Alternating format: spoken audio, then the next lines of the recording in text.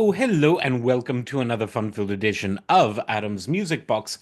Well, it's been in the news that apparently, after decades, almost 30 years, just short of that, The Who fired their longtime drummer, Zach Starkey, son of Ringo.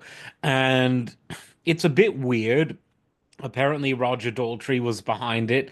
Uh, he didn't like how at a recent charity gig the drums were too loud, which at a gig of that size would generally be the fault of the sound man rather than the drummer. So something weird is going on. But this gives me an opportunity to talk about Zach Starkey's drumming because he is a great drummer.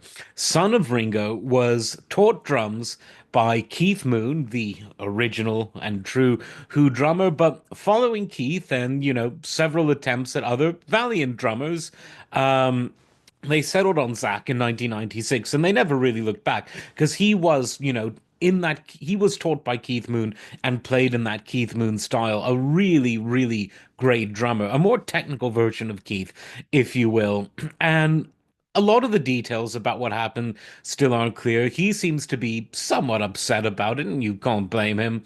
The Who, obviously, they're always sort of these days on the verge of retirement. They're getting on in their years, but I'd like to remember that the lineup of The Who with Zach in its most quintessential form back when John Entwistle was still alive. He died in late 2001, but that lineup of Zach Starkey on drums, of course, Pete on guitar, Roger on vocals, and the great, wonderful, the heart and soul of The Who, John Entwistle on bass.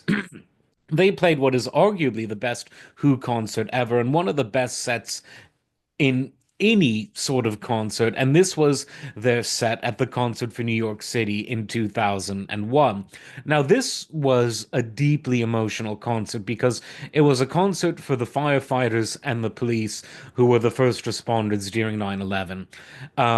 The first responders were there, their spouses were there. In the case of those who didn't come home, some of their spouses and other extended family were there without them, very emotional. You could even watching it on TV as we did at the time.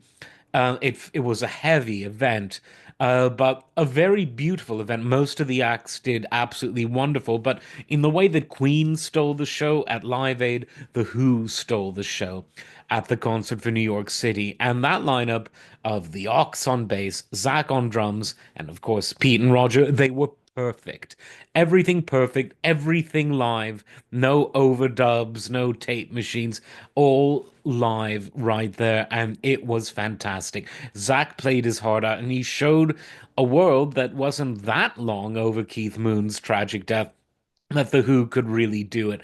They were playing at full volume, always a loud band, and there you go. So if you want to remember this lineup with Zach, obviously the one with the Ox, which was the best, I'd encourage you to go to YouTube because it is on YouTube and look up the Who concert for New York City, and you'll see that show. And it was fantastic, cathartic, everything you'd need at an event like that. And all I can say is, maybe the Who have gone on for a bit too long. I mean, I watched the performance, this lost performance of Zach, and it seemed fine, but who knows? There were maybe other problems brewing. Maybe they should have wrote, "I hope I don't get deaf before I get old," but no time to revise that lyric. But Zach is a great drummer, who himself isn't a spring chicken anymore, but he's still great, and I'm sure he'll do other really fun projects. But if you want to remember the lineup of The Who with Zach in it, check out that concert for New York City. One of the best performances by any band anywhere at any time. You'll love it. As always, like, subscribe, and we'll see you next time. Take care.